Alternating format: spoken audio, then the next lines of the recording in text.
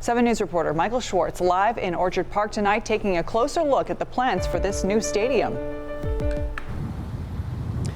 Hey, good evening, Ashley. A lot of new details learned from Ron Raccuia, the executive vice president of Pegula Sports and Entertainment. He says this is a win for Western New York, with the main purpose to win football games in Western New York in a stadium that goes beyond the Bills.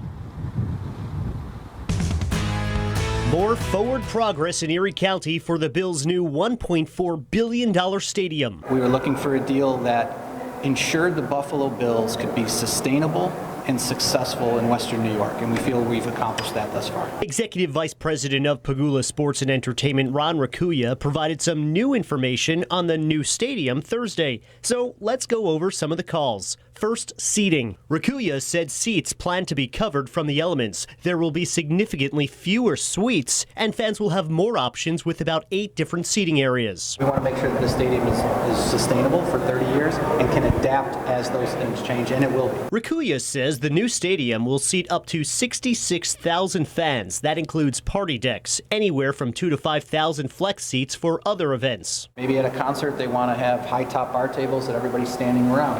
At a football game they may want something different. Now to tickets. Raccuia said a season ticket will start around $1,000 or lower, and believes they'll be the lowest in the NFL, with affordable single-game tickets too. According to Statista, the average Bills ticket in 2021 is the 3rd cheapest in the league, way below the NFL average, more than $24 in fact. The vast majority of ours will be in a very affordable range. The exact footprint still unknown in Orchard Park, but the deal agrees that the Bills are in this stadium for the next 30 years, even under new ownership. They would have to keep the team in Buffalo. They just couldn't move it because they wanted to. Erie County Executive Mark Poloncarz says you could see construction trucks as early as next spring. So what will a new stadium look like? Well, Raccuia tells me he's been at dozens of NFL and college stadiums. Toured them, almost all of them. But for now, a soccer stadium in London, Tottenham Hotspur Stadium, may be a good reference. Certainly the size is commensurate.